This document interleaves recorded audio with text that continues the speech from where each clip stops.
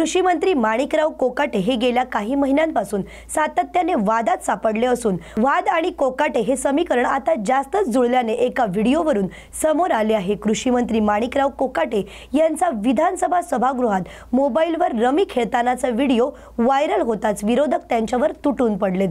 आमदार रोहित पवार यांनी त्यांच्या एक्स हँडलवरून हा व्हिडिओ शेअर करताच आरोपांचा डाव रंगला आहे। तर कृषी मंत्र्यांवर चौफेर हल्ला सुरू झाला। त्यानंतर आमदार जितेंद्र आव्हाड यांनी या सर्व प्रकारावर जोरदार हल्लाबोल चढवला आहे।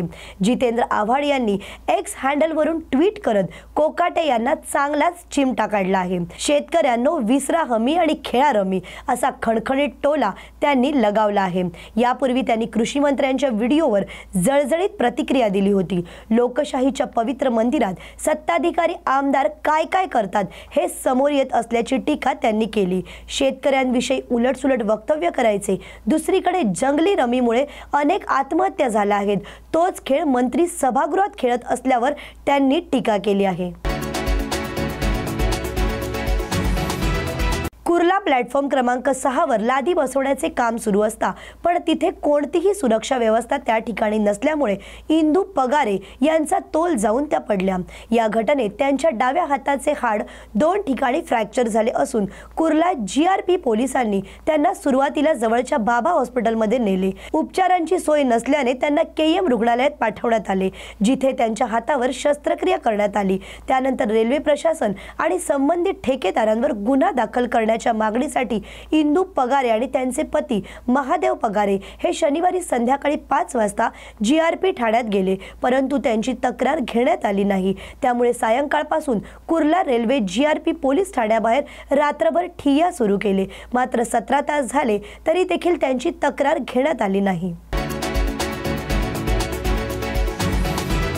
पिंपरी चिंचवड शहरातील एका बांधकाम व्यावसायिकाला बंदी हॉस्टेज बनवून 4 ते 5 दरोडेखोरांनी सशस्त्र दरोडा टाकल्याची धक्कादायक घटना घडली आहे।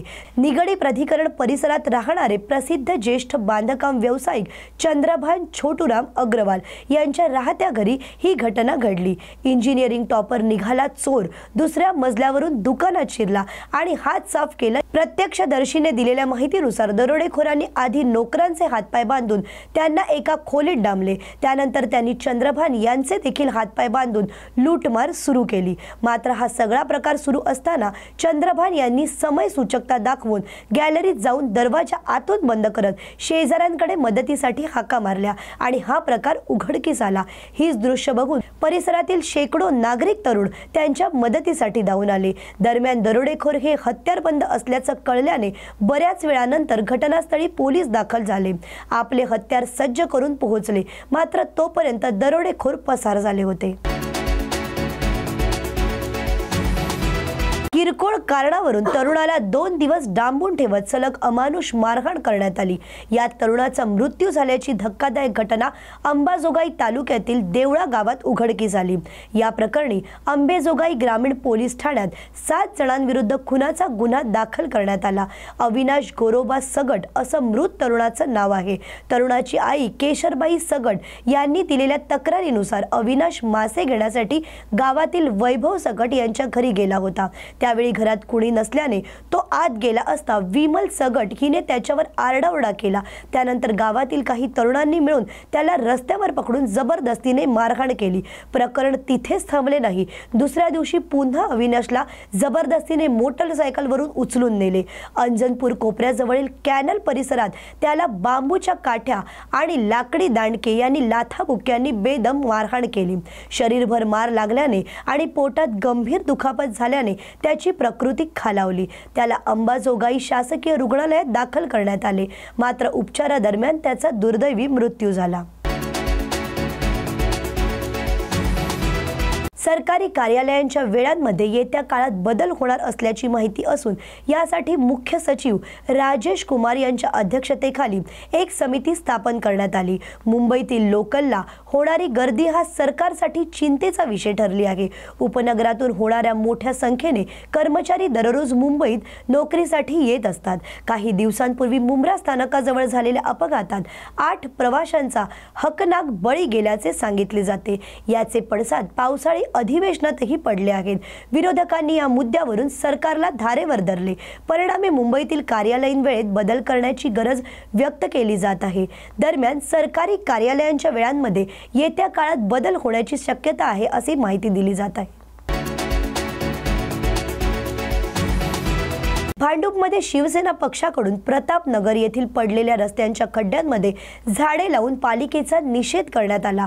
यावेळी आमदार अशोक पाटील यांनी भर पावसात रस्त्यावर ठिय्या देत पालिकेमध्ये असलेल्या भ्रष्टाचाराची पोलखोल केली। सदर रस्त्याचे काम हे पूर्ण झाल्याचे सांगून या कामाचा बिले पास करण्यात आली, परंतु प्रत्यक्षात मात्र या रस्त्याचे काम झालेले नाही।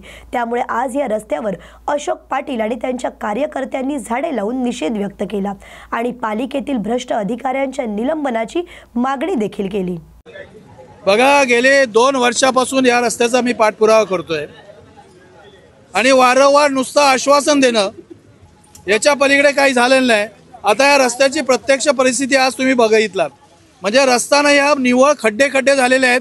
सगळ्या ठिकाणी पाणी आहे, अनेक बाईकचे ॲक्सिडेंट झालेले आहेत आणि या परिस्थितीमध्ये मी ज्यावेळेस अधिवेशन चालू होतं पहिल्या दिवशी, अधिवेशनाच्या पहिल्या दिवशी मी सांगितलंय की 15 दिवस अधिवेशन चालणार आहे, निदान 15 दिवसामध्ये तरी तो रस्ता होऊ देत। तोही रस्ता केलेला नाही, म्हणून नाईलाज असतो मला आज या रस्त्यावरती वृक्षारोपण घ्यावं लागलेलं आहे, कारण मलाही या परिस्थितीत यायचं नव्हतं। परंतु ज्या लोकांनी मला निवडून दिलेलं आहे त्यांचे रोजचे जे हालत बघितल्यानंतर असं वाटायला लागलं की नुसतं निवडून देण्यानंतर आपण आमदारकी मिरवण्यापेक्षा प्रत्यक्षात लोकांच्या समोर जायला पाहिजे। म्हणून आज या रस्त्यावरती म्हणजे संभाजी भाजी मार्केट ते एकता बीट पर्यंतचा हा रस्ता आहे। साधारणतः रस्ता एक 100-125 मीटरच आहे, असा काय मोठा रस्ता नाही, परंतु या मला माहिती मिळालेली आहे की या रस्त्याचं नूतनीकरण झालेलं आहे आणि त्या रस्त्याचं नूतनीकरण त्याचे बिलं देखील पास करून अधिकारी आणि कॉन्ट्रॅक्टरच्या संगनमताने याच्यात पैशाचा भ्रष्टाचार झालेला आहे।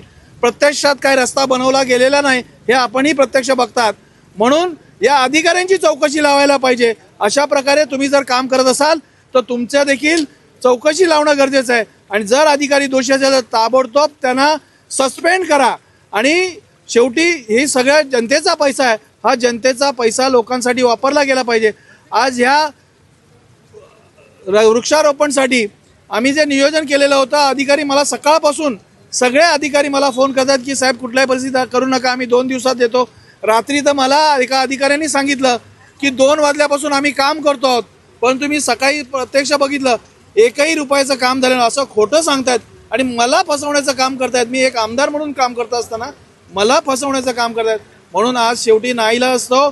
जी परिस्थिती आहे ती वस्तुस्थिती महानगरपालिकेला दिसली पाहिजे, ती वस्तुस्थिती शासनाला दिसली पाहिजे, म्हणून सत्तेत असूनही मी आज उपोषणा इथे वृक्षारोपण करतोय। माझ्या समोर सगळे शिवसेनेचे पदाधिकारी आहेत, विधानसभा प्रमुख आहेत, पुरुष महिला शाखा प्रमुख आहेत, सगळे पदाधिकारी आहेत।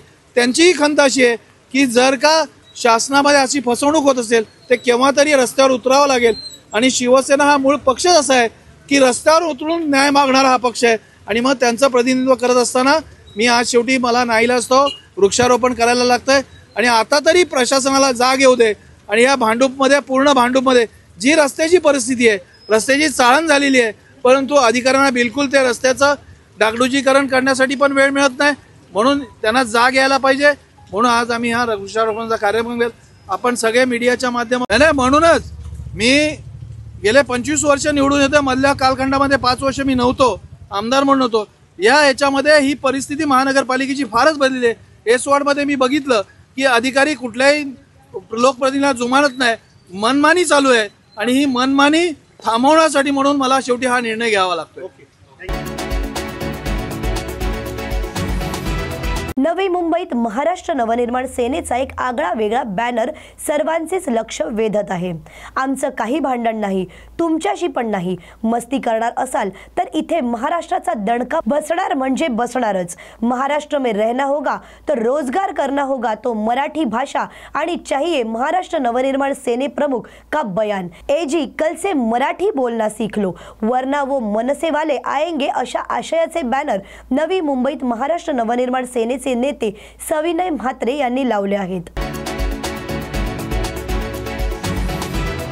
संत सावतामाळींच्या भेटीसाठी आज पंढरपुरातून विठ्ठलाच्या पादुकांची पालखी आरणकडे प्रस्थान झाली। कांदा मुळा भाजी अवघी विठाई माझी असं संत सावतामाळी यांनी आपल्या कामात विठ्ठल पाहिला, म्हणून आषाढी वारीनंतर प्रत्यक्ष विठ्ठल संत सावतामाळी यांना दर्शन देण्यासाठी जातात।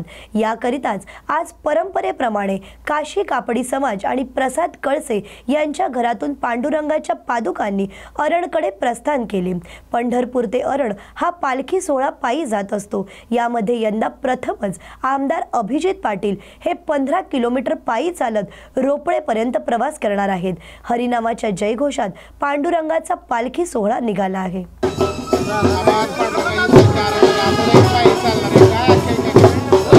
खरं तर 700 वर्ष झाली संत सावता महाराजांनी त्या काळात माझ्या कर्तव्यातनं माझी भक्ती, माझ्या कर्मातनं माझी भक्ती ही दाखवून देत कारण या ठिकाणी भाजी मुळा कांदा आणि स्वतःच्या शेतीमध्ये कष्ट करत त्या ठिकाणी विठ्ठलाची भक्ती केली आणि खुद्द विठ्ठल राया त्या ठिकाणी पंढरीचा पांडुरंग खुद्द त्या ठिकाणी सगळा वैकुंठ सगळा ज्यावेळेस पंढरपूरला दर्शनाला येतो त्यावेळेस आषाढी झाल्यानंतर खुद्द पंढरपूरचा पांडुरंग त्या ठिकाणी संत सावता महाराजाला दर्शन देण्यासाठी जातो। ही सगळ्यात मोठी आख्यायिका आहे आणि या निमित्तानं आज पंढरपूरवरनं रोपळ्यावरनं त्या ठिकाणी आष्टी आणि आष्टीवरनं आरण 3 दिवसाचा पंढरीच्या पांडुरंगाची पालखी प्रवास करते आणि 23 तारखेला त्या ठिकाणी दिवसभर कार्यक्रम आणि हा 6 दिवसाचा कार्यक्रम आहे।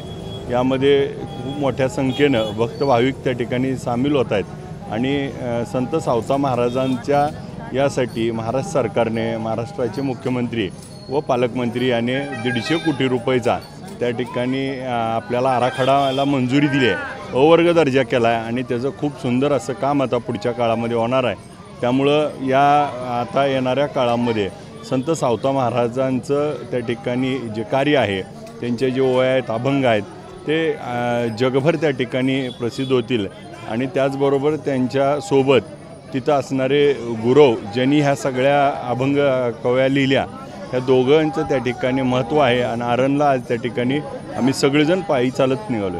पायी चालण्याचा काय हेतू आपला? मला खरं तर माढा मतदारसंघाने माढाकरांनी त्या ठिकाणी मला कृपा आशीर्वाद दिला, मतदान रूपी आशीर्वाद दिलं आणि पंढरीच्या पांडुरंगाची पालखी त्या ठिकाणी तिकडं नेहमी जाते आणि मग यामुळं आता माझ्या मतदारसंघाचा लोकप्रतिनिधी म्हणून पंढरपूरच्या पांडुरंगाला माझ्या मतदारसंघात येत असताना आपण खांदा देऊन सोबत गेलं पाहिजे ही आपली वारकरी परंपरा जपण्याचं काम एक लोकप्रतिनिधी म्हणून करतो। खरं का? परंपरेनुसार पंढरपुरातून काशी कापडी समाजाच्या मठातून दरवर्षीप्रमाणे यंदाही पांडुरंगाची पालखी मोठ्या उत्साहाने निघालेली आहे। ही पांडुरंगाची पालखी पादुका घेऊन पांडुरंगाच्या मंदिरामध्ये जाते, मंदिरातून प्रदक्षिणा घालून आरणकडे रवाना होते। 3 दिवसाचा पायी प्रवास असतो, 2 मुक्काम असतात आणि 3रा मुक्कामाला आरणला पालखी पोहोचते।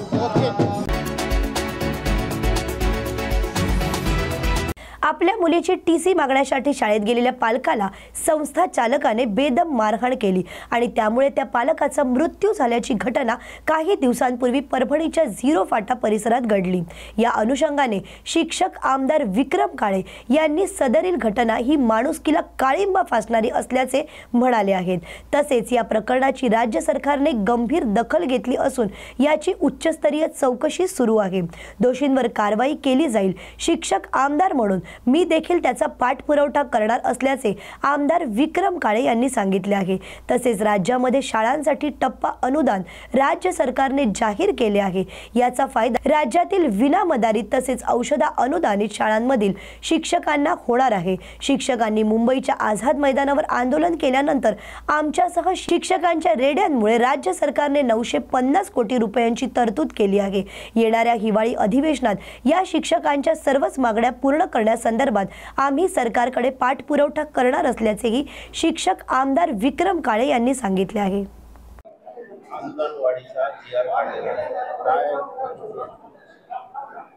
राज्यातले जे 20%, 40%, 60% वेतन अनुदान ज्या टप्पा अनुदानावरच्या शाळा घेत होत्या त्या शाळेतील शिक्षक कर्मचाऱ्यांना वाढीव 20% अनुदान म्हणजेच 20ला 40, 40ला 60 आणि 60ला 80 हे द्यावं यासाठी 14 ऑक्टोबर 2024 मध्ये शासन निर्णय निघालेला होता. परंतु त्यासाठी आर्थिक तरतूद न झाल्यामुळं हे वाढीव वेतन शिक्षक कर्मचाऱ्यांना मिळत नव्हतं. आम्ही कालच्याही सभागृहामध्ये हा विषय उपस्थित करून सरकारचं लक्ष वेधण्याचं काम केलं होतं. शिक्षकांनी आझाद मैदानावर आंदोलनही केलं होतं. त्या सगळ्याच्या प्रयत्नामुळे माननीय मुख्यमंत्री महोदयांनी आम्हा सर्व शिक्षक पदवीधर आमदारांना बोलावून त्या आंदोलनकर्त्यांना बोलावून आश्वासित केलं होतं की अधिवेशन संपण्याच्या अगोदर म्हणजे काल 18 जुलै होती त्या दिवसाच्या अगोदरपर्यंत हा निर्णय मी करणार. त्यानुसार काल मंत्रिमंडळानं निर्णय घेतला आणि या सगळ्यांना 1 ऑगस्ट पासून वेतन देण्यासाठी रुपये 970 कोटीची आर्थिक तरतूद सुद्धा करण्याचा मंत्रिमंडळाने निर्णय घेतलेला आहे. त्यामुळे 1 ऑगस्ट पासून या सर्व शिक्षक कर्मचाऱ्यांचं वेतन त्या ठिकाणी होईल. या निर्णयाबद्दल आम्ही राज्य सरकारचे आभार व्यक्त केलेत. परंतु 14 ऑक्टोबरला जो शासन निर्णय निघाला तेव्हापासून हे अनुदान दिलं गेलं पाहिजे. त्यामुळे मागची थकबाकी सरकारनं द्यावी यासाठी आमची सरकारकडे मागणी कायम आहे. परभणी जिल्ह्यातील हाटा येथे आपण आपलं झुळप फाटा येथे आपण पाहिलं की टीसी मागण्यासाठी गेलेल्या पालकाला संस्था चालकाने बेदम मारहाण केली आणि त्याचा मृत्यू झाला. याविषयी आपण काय पाठपुरावा? नाही, याच्याविषयी सरकारनं गंभीर नोंद त्या प्रकरणाची घेतली. त्याची सखोल चौकशी शिक्षण विभागाच्या वतीनं होत आहे. जे कोणी दोषी असतील, हा प्रकार अतिशय मुळातच शिक्षण क्षेत्राला काळीमा फासणारा घडलेला आहे. त्यामुळे त्याची सखोल चौकशी व्हावी आणि जे कोणी दोषी असतील त्यांच्यावर कारवाई व्हावी असं सभागृहात सुद्धा ठरले. पोलीस तपास करतील. शेवटी जे कोणी आरोपी असतील त्यांना पकडलं जाईल. शेवटी फरारी किती दिवस राहणार? त्या शाळेत पूर्वी देखील गंभीर गुन्हे घडले, लैंगिक अत्याचाराचे देखील आरोप झाले होते. अशा वेळी आपण त्या शाळेत काही निश्चितपणानं त्याची चौकशी करून निश्चितपणाने या पुढच्या काळात त्या शाळेवर त्या संस्थेवर शासनाने योग्य ती कारवाई करावी यासाठी शिक्षक आमदार म्हणून माझा प्रयत्न असेल.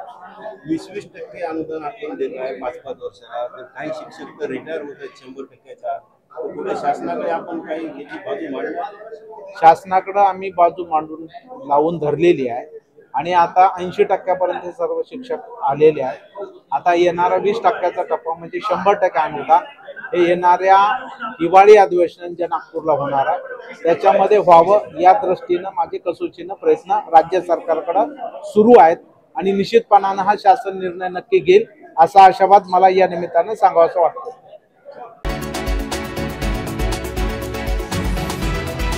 राष्ट्रवादी काँग्रेसचे प्रदेशाध्यक्ष सुनील तटकरे यांच्या उपस्थितीत बीडमध्ये निर्धार मेळाव्याचे आयोजन करण्यात आले. आगामी येऊ घातलेल्या स्थानिक स्वराज्य संस्थांच्या निवडणुका तसेच पदाधिकाऱ्यांची निवड या पार्श्वभूमीवर हा मेळावा होत आहे. या मेळाव्यातून सुनील तटकरे बीड जिल्ह्यातील राष्ट्रवादी काँग्रेसला काय कानमंत्र देणार याकडे सर्वांचेच लक्ष लागले आहे. मेळाव्यासाठी आमदार धनंजय मुंडे, रुपाली चाकणकर, आमदार विक्रम काळे या प्रमुख नेत्यांसह जिल्हाभरातून कार्यकर्ते दाखल झाले आहेत. धनंजय मुंडे यांनी पारंपरिक पगडी घालून तटकरे यांचे स्वागत देखील केले. दुबार पेरणी संकट आहे. बी बियाणे वाया गेले. मात्र कृषी मंत्री सभागृहात रमी खेळत असल्याचे दिसले. त्यांनी घरी खेळावे. शेतकरी त्रासले आहेत आणि हे मंत्री असंवेदनशील दिसत आहेत. मंत्री मोबाईलवर खेळताना दिसत आहेत. दुर्दैव आहे, ही पहिली घटना नाही. त्यांच्यावर कारवाई व्हावी. त्यांनी घरी बसावे अशी आमची मागणी आहे. यांनी मंत्रिमंडळात राहण्याचा काहीही अधिकार नाही.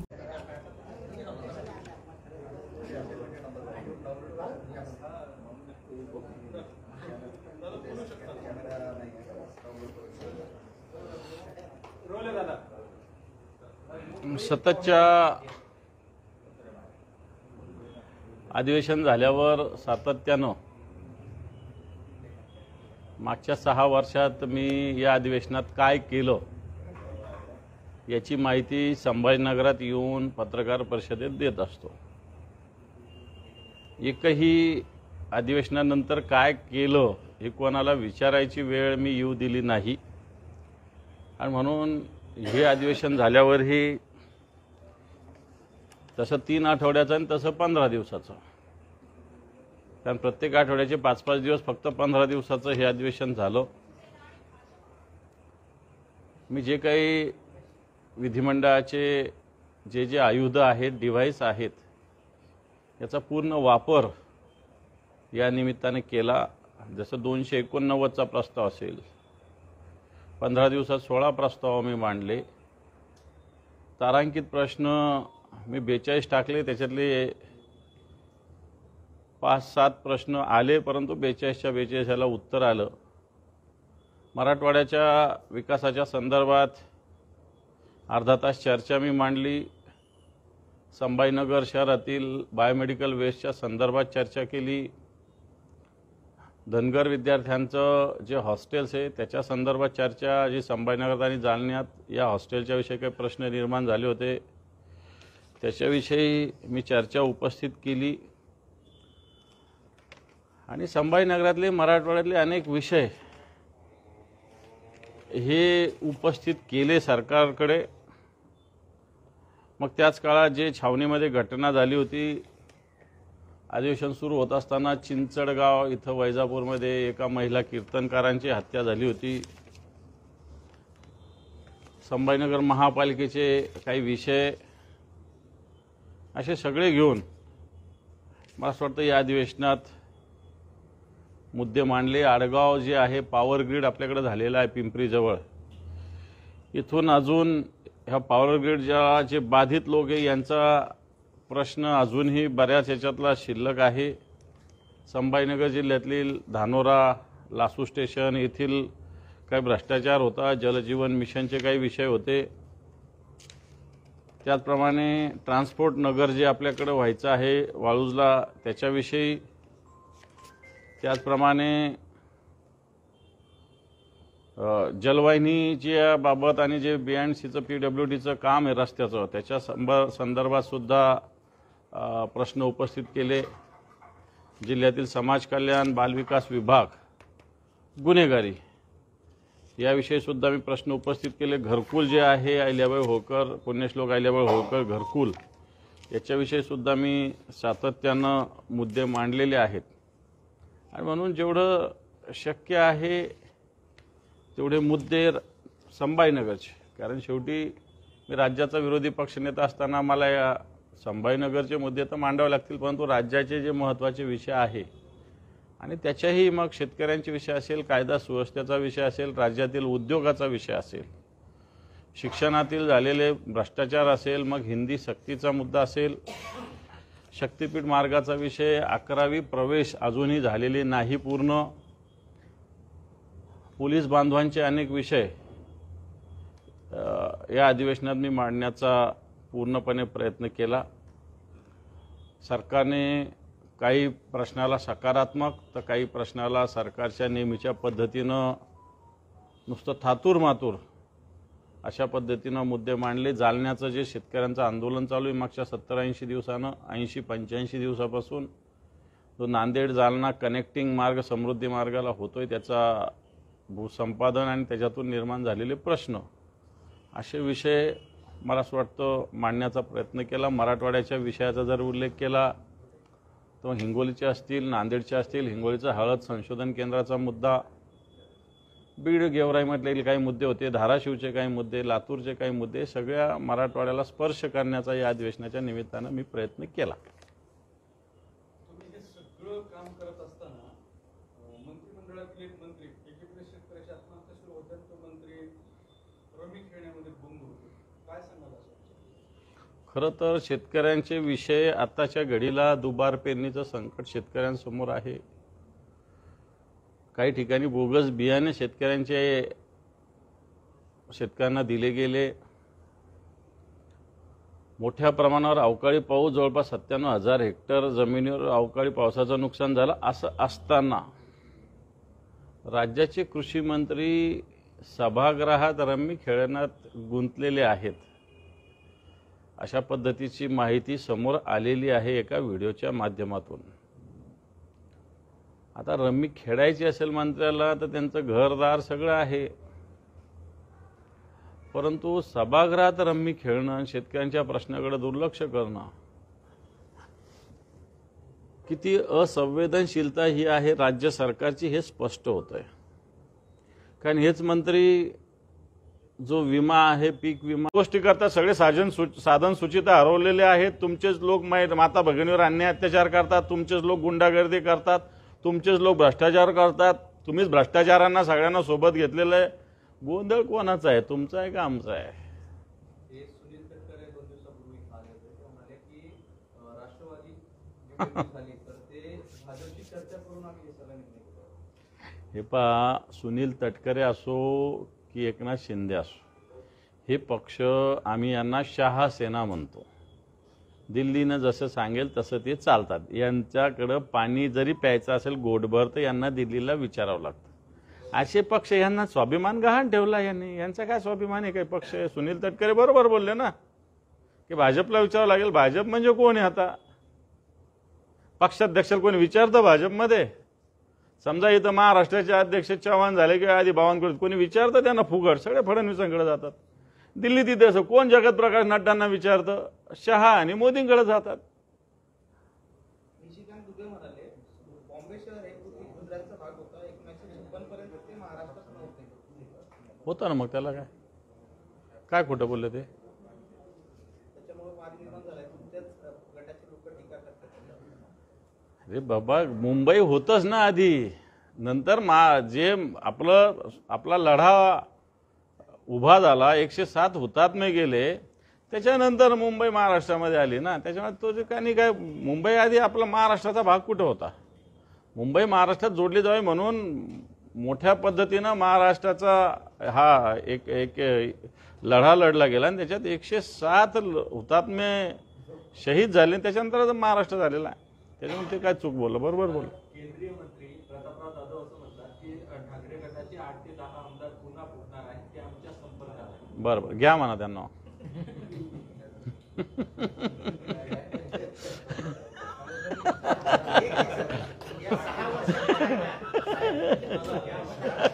बरोबर की नाही? या 6 वर्षाच्या कार्यकाळात असं एक काम सांगायचं तुम्हाला खरोखर मनातून भावलं, एक काम जे खरोखर तुम्हाला समाधान देऊन गेलं की नाही यार आपले याच्यात काहीतरी चीज आहे. असं मी अजून विचार केलेला नाही, कारण अनेक काम होऊन गेले जे कळत न कळत सुद्धा होत असतात. परंतु त्याचा मी काही विचार केलेला नाही अजून, कारण असं आठवत बसायला वेळच कुठं भेटत नाही. परंतु निश्चित आता तुम्ही सांगितल्यानंतर मी ह्या सगळ्या याचं रिवाईजमध्ये जाऊन सगळा विचार करून नक्की सांगेल. हां नाही काही नाही, बस झालं. बरं ओके, काय ओके, बस झालं. मला तर त्याला असं वाटलं होतं 6 महिन्यात आहे, तो 3 वर्ष खूप झालं तो. बरोबर आहे का नाही? खूप झाला तो.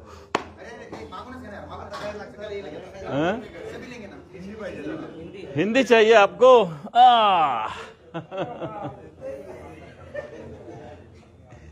ए बड़े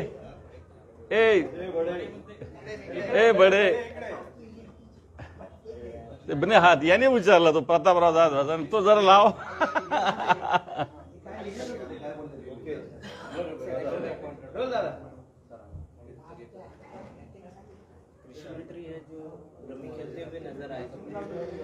राज्य के कृषि मंत्री सदन में रमी खेल रहे. रमी जिस राज्य में आज किसान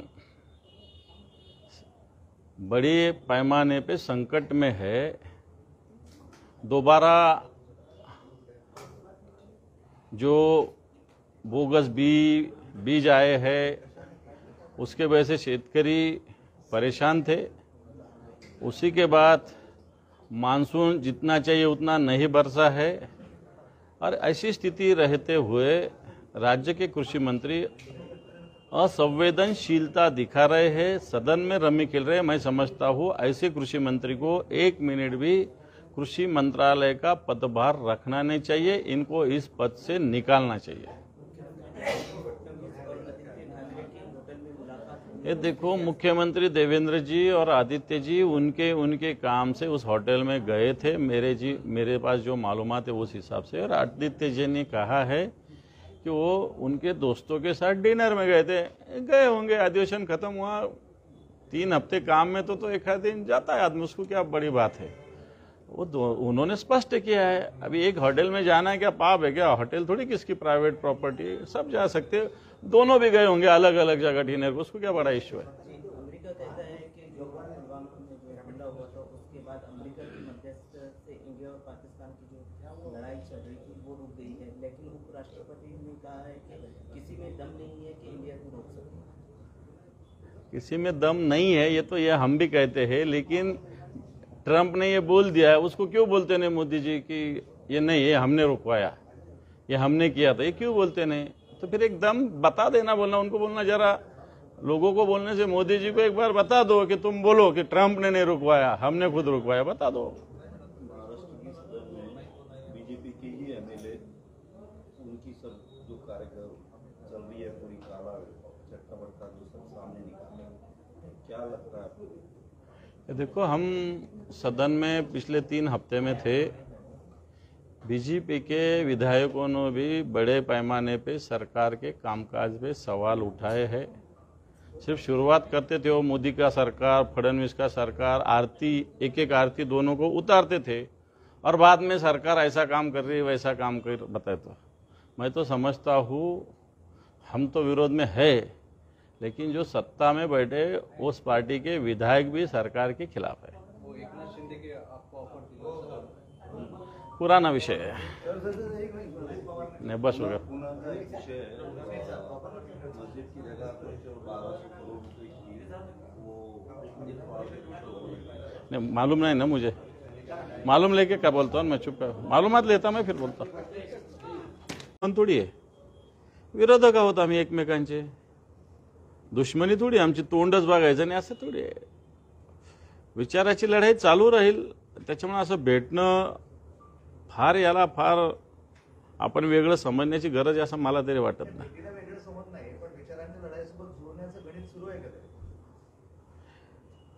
असं काही मला तरी दिसत नाही। उद्धव ठाकरे त्यांच्या मुलाखतीमध्ये एक बाब स्वीकारली की पराभवामागं शेवटपर्यंत जी खेचाखेची झाली विधानसभा निवडणुकीमध्ये, हा मतदारसंघ मला, तो मतदारसंघ मला, त्याच्यामुळे वेळ लागत गेला सगळा। महापालिकेमध्ये आता ही खेचाखेची चालणार आहे की वेगळा निर्णय होणार? महापालिका आणि विधानसभेत फरक आहे। विधानसभेत सगळ्यात आधी जागा वाटप होतो, जागा वाटपानंतर उमेदवार ठरवावे लागतात, उमेदवारानंतर प्रचार करावा लागतो। प्रचाराला काही काही विधानसभा मतदारसंघ ग्रामीण भागातले फिरायला महिनाही पुरत नाही, आणि म्हणून जर लवकर उमेदवारी ठरलेली असली तर मला असं वाटतं जास्तीत जास्त वेळ आपण जनतेशी संपर्क साधू शकतो, प्रचार करू शकतो।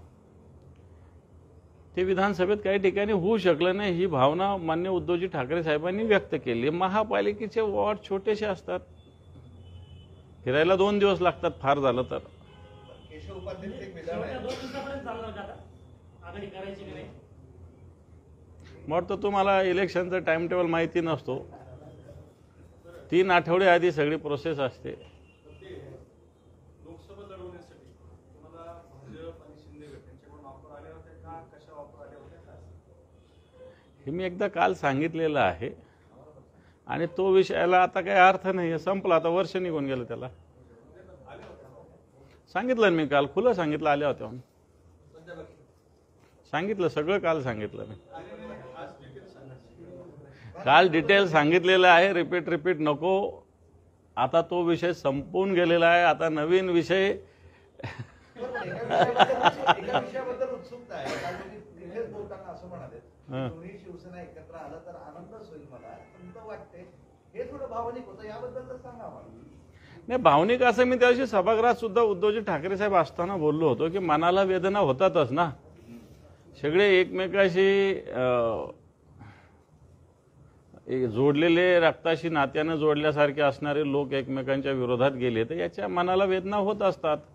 त्या वेदना मी परवा सभागृहातही आणि काल एका चॅनलला बोलताना त्याही मी व्यक्त केलेल्या आहे। तुम्ही ओलावा दाखवताय तिकडे शिंदे मात्र उद्धव ठाकरे आले की दूर पळून जातात। दूर पळणं किंवा जवळ येणं हा भाग वेगळा आहे, पण एक त्यांच्याही मनाला तर काही ना काही वाटत असेलच ना, वाटतंच. त्याला काय नाही वाटत असं करू ताबडतोब समजतं ना, कारण तेही शेवटी संघटनेचं काम करत होते. लोकसभेला स्ट्रॉंगली ऑफर कोणाची होती? भाजपची? अरे झालेल्या विषयाला काही अर्थ नाही ना आता. आले पुन्हा तुमच्याकडे, मग गद्दार शब्द राहील की नाही राहील? म्हणजे कोणाला दोन्ही जवळ यायला पाहिजे, ते गद्दार राहतील की नाही नंतर समजा तुमच्या एका मिळाले? हे पहा, छत्रपती शिवरायांनी नेताजी पालकरांना सुद्धा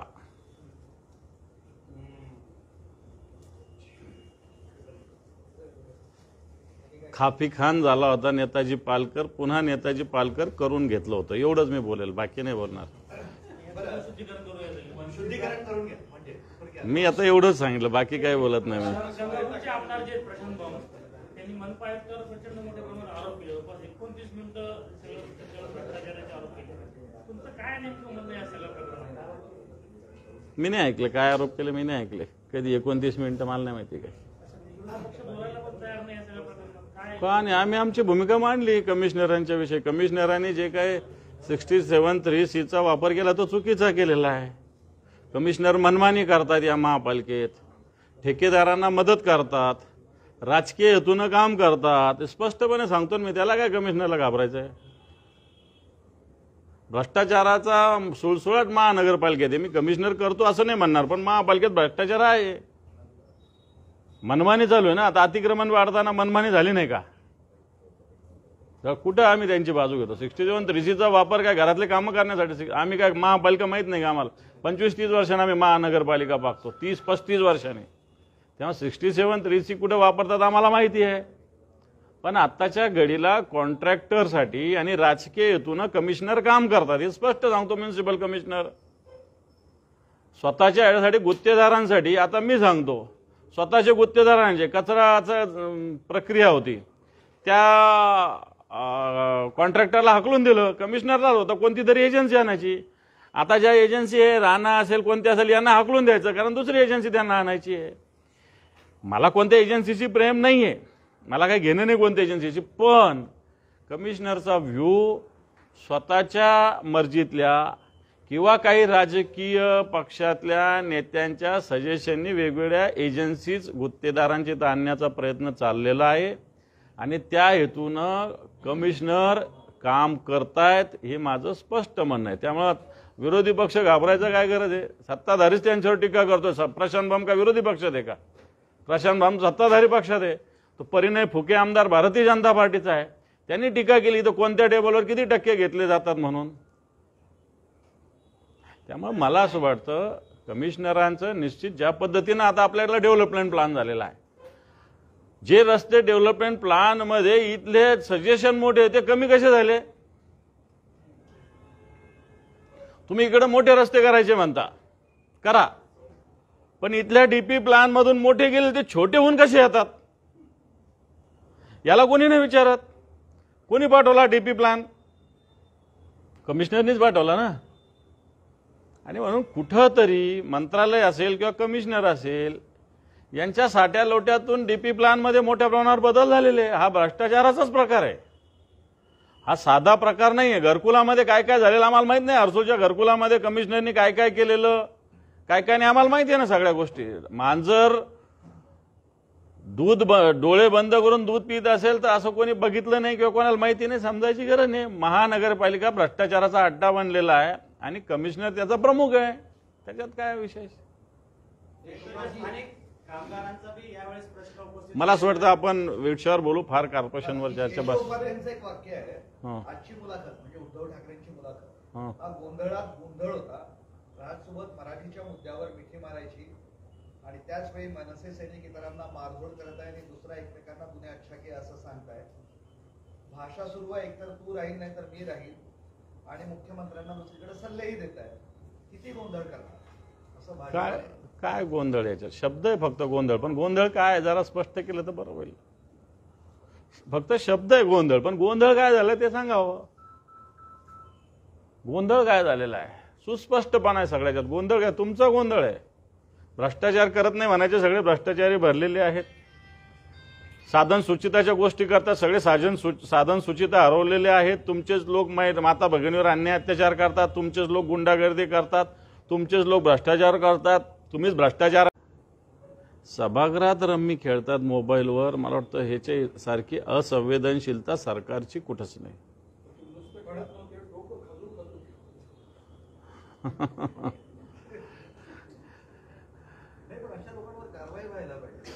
मला वाटतं असे लोक आज मंत्रिमंडळात आहे, याचंच दुर्दैव आहे. बरं, पहिली घटना नाही आहे यांची.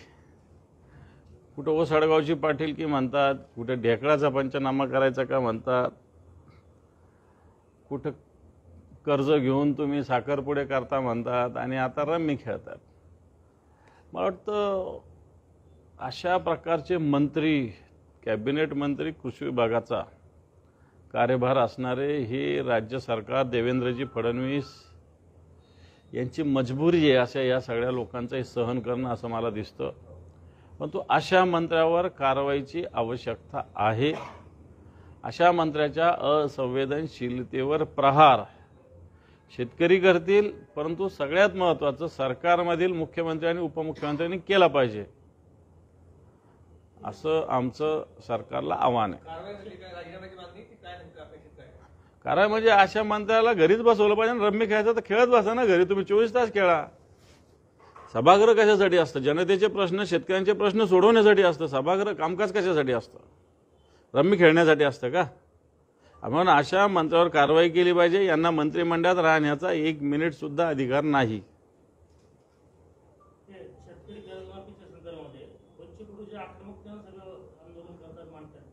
त्या आक्रमकतेनं शिवसेना का उतरत नाही या सगळ्या याच्यामध्ये? का शिवसेना शेतकरी कर्जमाफी फक्त दाखवण्यासारखंच आंदोलन करते? एकेकाळी शेतकऱ्याच्या सगळ्या कर्जमाफी संदर्भात शिवसेनेनं राग पेटून ठेवलेलं होतं. बच्चू कडूची आता सत्ता नाही म्हणून बच्चू कडू आंदोलन करतात. सत्तेवर असताना बच्चू कडूंनी काय काय केलं हा पण आमचा प्रश्न आहे. शिवसेना आंदोलन करत असते, पण याच सरकारने शेतकऱ्यांना कर्जमाफीचं आश्वासन दिलेलं आहे. याच सरकारने आता शेतकऱ्यांच्या विम्याचे जे मी आत्ता सांगितलं ट्रिगर कमी केलेले आहे. आणि म्हणून असं काही जरुरी नाही बच्चू कडूने केलं म्हणून आम्ही करणं जरुरी. आम्ही केलं 8 दिवसाचं आंदोलन, पूर्ण मराठवाड्यात केलं आम्ही आंदोलन.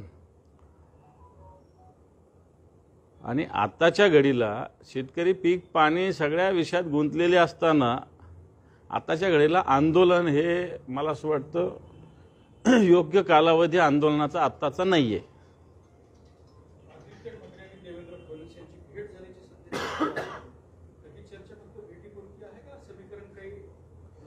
हे बाय, हे एखाद्या हॉटेलमध्ये लकीली दोघे पोचणं म्हणजे काय भेट झाली अशातला काही भाग नाही आहे.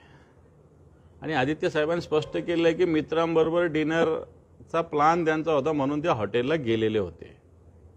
आणि मला असं वाटत नाही याच्यावरती काही भेटायचं असतं तर खुलं भेटले असते ना ते. आता अधिवेशनाच्या दरम्यान उद्धवजी ठाकरे साहेब भेटले नाही का देवेंद्र फडणवीस? अजून भेटायचं तर खुलं वेळ घेऊन त्यांच्या बंगल्यावर जाऊन भेटता येईल. मग त्याला असं संदिग्ध भेटण्याची गरज काही नाही ना आदित्य साहेबांना. तसं ते ठाकरे ते असं करणार पण नाही, भेटायचं तर डायरेक्ट भेटतील, त्याला काय प्रॉब्लेम आहे. याच भेटीवर प्रताप सरनाईक म्हणतात की आदित्य ठाकरे हे संधी साधू आहेत. ज्यावेळेस महायुतीची गरज होती त्यावेळेस भेटले नाही, फडणवीसांचे कॉल उचलले नाहीत आणि फडणवीसांना माहिती आहे की हे संधी साधू आहेत. आता वेगवेगळ्या कामानिमित्त मला असं वाटतं संत असलेले प्रताप सरनाईक ज्यांची ईडीची इन्क्वायरी असताना सत्तेसाठी ज्यांनी गद्दारी केली त्यांनी संधी साधूपणावर बोलू नये एवढं सांगता येईल. निरोप समारंभाच्या भाषणामध्ये देवेंद्र फडणवीस पासून सगळ्या बऱ्याच जणांनी कौतुक केलं. औरंगाबादच्या एखाद्या नेतेबाबत विधान भवनामध्ये अशा पद्धतीनं कौतुक होण्याची जरा पहिलीच वेळ दिसते. काय आता पुढची जी रणनीती असणार आहे? विधान परिषदेची परत निवडणूक लढवणार, काय करणार, लोकसभेसाठीची परत हे करणार? हे पहा, शेवटी मी संघटनेचा सैनिक आहे आणि या सैनिकांनी काय करावं ठीक आहे, मी माझ्या मनाने ठरवत जरी असलो तरी शेवटी त्याला दिशा देण्याचा अधिकार हा पक्षप्रमुखांचा असतो. आणि म्हणून मी सैनिक असल्यामुळं पक्षप्रमुख ज्या पद्धतीनं निर्देश देतील, दिशा देतील, त्या पद्धतीनं मी काम करेल, करत आलेलो आणि करेल. आणि याच्यात आता काय हे आता मी संघटनेचा विभागीय नेता आहे, पूर्ण माझ्याकडं पूर्ण मराठवाड्याची जबाबदारी आहे, कामाला कमी नाही आहे.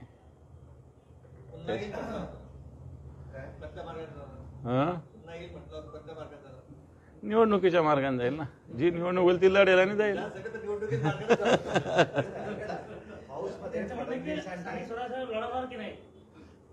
लढवेल ना, का नाही लढवणार? माझा मतदारसंघ तो मी लढेल, त्याला काय प्रॉब्लेम आहे मला लढायला?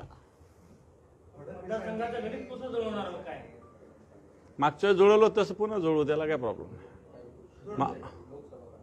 फडणवीसांनी उद्धव ठाकरेंना हाऊसमध्ये दिलेली अप्रत्यक्ष ऑफर, त्यानंतर उद्धव ठाकरे आणि फडणवीस यांची भेट, त्यानंतर तुम्ही म्हणता संदिग्ध असं काही नाही, मात्र सीएम आणि आदित्य ठाकरे एकाच हॉटेलमध्ये पोहोचणार. या तिन्ही घटना जरी वेगवेगळ्या असल्या तरी एकमेकांना पूरक आहेत असं बोललं जातं. काही सुरू आहे का तुमचं? हे पहा, मी सांगितलं की उद्धवजी विधान भवनात मुख्यमंत्र्यांना खुल्या पद्धतीने भेटली. कोणत्या विषयावर भेटले हे राज्यातील दिव्यांग बांधवांच्या मागण्यांसाठी संघर्ष करणाऱ्या सकल दिव्यांग संघटना महाराष्ट्र राज्य यांना मोठे यश मिळाले आहे. राज्य शासनाने संजय गांधी निराधार योजनेअंतर्गत दिल्या जाणाऱ्या मानधनात 1000 रुपयांची वाढ जाहीर केली असून त्यानंतर नांदेडमध्ये संघटनेच्या वतीने डॉक्टर बाबासाहेब आंबेडकर व छत्रपती शिवाजी महाराज यांच्या पुतळ्याजवळ फटाके फोडून पेढे वाटून आनंदोत्सव साजरा करण्यात येत आहे. सकल दिव्यांग संघटना महाराष्ट्र राज्य नांदेडच्या वतीने आज संजय गांधी निराधार अनुदान योजनेमध्ये 1000 रुपयाची वाढ केल्यामुळे राज्य शासनाचे आभार म्हणून आज डॉक्टर बाबासाहेब आंबेडकर पुतळा आणि छत्रपती शिवाजी महाराज पुतळ्याला अभिवादन करून आज फटाक्याची आतिषबाजी करून एकमेकाला आम्ही पेढे भरवले आहेत. याचं एकमेव मुख्य कारण म्हणजे उपमुख्यमंत्री तथा अर्थमंत्री अजितदादा पवार साहेब हे नांदेडला आले होते. आम्ही शेकडो दिव्यांगांनी त्यांना घेरावाचा इशारा दिला होता, परंतु पोलीस प्रशासनाने आम्हाला शिष्टमंडळाची जवळजवळ 20 शिष्टमंडळाची भेट घडून आणली होती. आम्ही त्यांना मागणी केली होती संजय गांधी निराधार अनुदान योजनेचं मानधन वाढवण्यात यावं आणि दरमहा करण्यात यावं. तर अजित पवार दादांनी सुद्धा आम्हाला आश्वासन दिलं होतं की येणाऱ्या पावसाळ्या अधिवेशनामध्ये आम्ही हा विषय हे करेल. त्यानंतर पालकमंत्री तथा दिव्यांग कल्याण विभागाचे अध्यक्ष अतुलजी सावे साहेब यांना सुद्धा आम्ही जिल्हा नियोजन समितीच्या बैठकीमध्ये भेटून चर्चा केली आणि ही मागणी केली होती की मानधनामध्ये वाढ व्हावं. यासह 15 जून 2025 रोजीपासून नांदेड शहर तथा संपूर्ण जिल्ह्यामध्ये माजी मुख्यमंत्री तथा आमदार खासदार यांच्या घरावर अर्धनग्न अवस्थेत भीक मागू आंदोलन करून आम्ही त्यांचे लक्ष वेधलं आणि आमच्या मागण्या या शासन दरबारी त्यांनी मांडाव्या, अधिवेशनात प्रश्न उपस्थित करावे म्हणून आम्ही एक हे केलं होतं. त्याच अनुषंगाने माननीय अतुलजी सावे साहेबांनी परवाच्याच दिवशी अधिवेशनामध्ये अशी घोषणा केली की संजय गांधी निराधार अनुदान योजनेतल्या मानधनामध्ये दिव्यांगासाठी 1000 रुपयाची त्यांनी वाढ केली. यामुळे आम्ही सकल दिव्यांग संघटना महाराष्ट्र राज्य नांदेडच्या वतीने राज्य शासनाचे दोन्ही उपमुख्यमंत्री तसेच मुख्यमंत्री देवेंद्र फडणवीस साहेब आणि पालकमंत्री नांदेड जिल्ह्याचे आणि दिव्यांग कल्याण विभागाचे अध्यक्ष अतुलजी सावे साहेब यांचा आम्ही सकल दिव्यांग संघटना महाराष्ट्र राज्य नांदेडच्या वतीने आभार मानतो. चोपडा तालुक्यात पावसाच्या अनियमिततेमुळे शेतकरी पुन्हा चिंतेत सापडले आहेत. पेरणीच्या हंगामात काही प्रमाणात झालेल्या पावसामुळे शेतकऱ्यांनी विविध पिकांची पेरणी केली होती. मात्र गेल्या काही दिवसापासून पावसाने उघडीप दिल्याने जमिनीत उन्हाची तीव्रता वाढली असून पिकांवर त्याचा प्रतिकूल परिणाम दिसून येत आहे. जून महिन्यात पेरणी केलेल्या मका पिकांची सुरुवातीची स्थिती समाधानकारक होती, परंतु आता त्या पिकांवर अळीचा प्रादुर्भाव झाल्याचे चित्र दिसत आहे. शेतकरी फवारणी करून या अळीवर नियंत्रण मिळवण्याचा प्रयत्न करत आहे, पण खरी चिंता ही आहे की पावसाची अनुपस्थिती कोरडवाहू भागात उशिरा पेरणी केलेल्या पिकांना या टप्प्यावर पावसाची नितांत गरज भासते. जर लवकरच पाऊस झाला नाही तर पिकांची वाढ थांबेल आणि त्याचा थेट फटका उत्पादनावर बसेल अशी भीती शेतकरी वर्ग व्यक्त करत आहे. मक्याची लागवड केली आहे आणि त्याच्यावर पाणी नाही, त्याच्या आडी आली आहे, त्याच्यावर ते पाणी पडेल तेव्हाच होणार आहे. गेल्या आता 3-4 दिवसापासून पाऊस नाही आहे. 3-4 दिवसापासून पाऊस नाही आहे. ऊन पडतंय कडक. कडक तर ऊन पडणारच आहे ना. आता त्याचा परिणाम पिकांवर होताना दिसतोय. हा, ते पिकांवर तर होणारच आहे. त्यामुळे त्या काय आपण काही करू शकत नाही. तेव्हा पावसामुळे पाऊस झाला पाहिजे. आतापर्यंत जो आपल्याकडे जो पाऊस पडतोय तो रिपरिप आणि म्हणजे रिमझिम सारखा पाऊस, जिरता पाऊस आहे. तसंच चालू आहे आमच्याकडे. तर थोडा जोराने नाही ना पाणी नाही.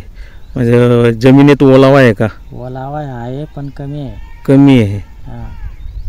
त्यामुळे मग पिकांना त्याचा परिणाम होतो. उन्हाचा चटका लागत हे होत आवरावत आहे पीक. त्याच्यामुळे असं होत आहे. ऊन धरत असेल आता. दादा अजून कधी पाऊस लवकर नाही आला तर पिकांवर काय परिणाम होईल? ते तर परिणाम तर होणार आहे. असं आहे ना. आणि अडीच बी आता मोठ्या आडी उडीचे मारून देऊ आपण, ते काही एवढं विषय नाही. फवारा मारून ते होऊन जाईल. पण पावसाची आवश्यकता आहे. अच्छा. किती आपलं हे क्षेत्र? 1 एकर पूर्ण मका आहे. मागच्या वर्षी काय होतं? मागच्या वर्षी मकाच होता.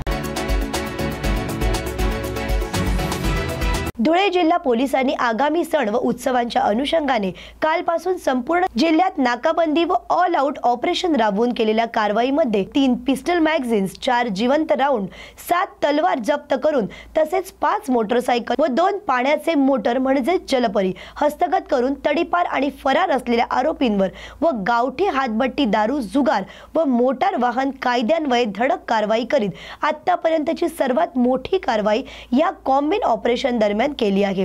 याची माहिती पोलीस अधीक्षक श्रीकांत धिवरे यांनी या वेळेला दिली आहे. काल धुळे जिल्ह्यामध्ये सर्व 17 पोलीस स्टेशन त्याचप्रमाणे LCB आणि ट्रॅफिक यांच्यातर्फे एक मोठं ऑपरेशन ऑल आउट राबवण्यात आलं. त्याच्यामध्ये पहाटे 4 वाजेपासून आपण मोठ्या प्रमाणात कारवाईला सुरुवात केली आणि एकूण आपण त्याच्यामध्ये 3 पिस्टल, 4 राऊंड्स, 7 तलवारी, हातभट्टीच्या आपण एकूण 63 केसेस केलेल्या आहेत. त्याच्यामध्ये 67 आरोपी आपण हे केलेले आहेत. देशी व विदेशीच्या एकूण 7 केसेस केलेल्या आहेत. एकूण जुगाराच्या 40 केसेस आपण काल संपूर्ण धुळे जिल्ह्यात केलेल्या आहेत. जे पाहिजे असलेले आरोपी होते ते पण आपण 5 पकडण्यामध्ये आपण यशस्वी झालेलो आहोत. एक तडीपार जो केलेला होता त्याच्यावर देखील आपण त्याला पकडून 142ची कारवाई केलेली आहे. मोटर वाहनाच्या एकूण 300 केसेस आपण काल केलेल्या आहेत. दारू पिऊन वाहन चालवणे, ड्रंक अँड ड्राईव्हच्या आपण 7 केसेस काल केलेल्या आहेत. सार्वजनिक ठिकाणी गांजा सेवन करण्याच्या आपण एकूण 2 केसेस केलेल्या आहेत. मद्य सेवनाच्या, सार्वजनिक ठिकाणी मद्य सेवन करण्याच्या आपण 14 लोकांना याच्यामध्ये पकडलेलं आहे. पान टपरीच्या देखील आपण 4 केसेस याच्यामध्ये केलेल्या आहेत. एकूण 28 वॉरंट आपण माननीय कोर्टामार्फत जे येतात ते आपण तामील केलेले आहेत. 21 गुन्हेगार व हिस्ट्री शीटर्स आपण त्याच्यामध्ये चेक केलेले आहेत. 102 धाबे, लॉजेस आणि हॉटेल्स हे देखील आपण काल चेक केले होते आणि संपूर्ण दिवसभरात आपण एकूण 24 ठिकाणी नाकाबंदी केलेली होती. याप्रमाणे अतिशय मोठी कारवाई आपण ऑपरेशन ऑल आउट तर्फे केलेली आहे. गेल्या काही दिवसांपासून राज्याच्या राजकारणात ठाकरे बंधूंच्या मनोमिलनाच्या चर्चा सुरू आहेत. मुंबईमध्ये ठाकरे बंधूंची एकत्रित सभा झाल्यानंतर लवकरच ठाकरे बंधू एकत्रित येतील अशी चर्चा सुरू आहे. राज ठाकरेंसोबतच्या युतीच्या चर्चांवर आता उद्धव ठाकरे यांनी भूमिका स्पष्ट केली आहे. सामना वृत्तासाठी दिलेल्या मुलाखतीत उद्धव ठाकरेंनी लोकांच्या मनात जे आहे ते आम्ही साकार करू असं म्हणत बंधुमिलन होणार असल्याचे स्पष्ट संकेत त्यांनी दिले आहेत. उद्धव ठाकरे म्हणाले, आम्ही दोघे भाऊ एकत्र आल्याने कुणाला काही प्रॉब्लेम आहे का? त्यांच्या पोटदुख्या त्यांनी सांभाळाव्यात. आम्ही दोघे मिळून महाराष्ट्राचे स्वप्न साकार करू. योग्य वेळी योग्य निर्णय घेऊ. मी आता सुद्धा फोन उचलून त्याला फोन करू शकतो, तो मला फोन करू शकतो. आम्ही आताही भेटू शकतो. अडचण काय आहे? बाकीचे लोक एकमेकांना चोरून मारून भेटतात. आम्ही चोरून मारून भेटणाऱ्यातले नाहीत. मुलाखतीच्या सुरुवातीलाच बोलताना ठाकरे ब्रँड वेगळा आहे. ठाकरे काही चोरून मारून करत नाहीत. भेटायचे असेल तर ते उघडपणे भेटतात. याची अडचण काय आहे कुणाला? असा सवाल उद्धव ठाकरे यांनी उपस्थित केला.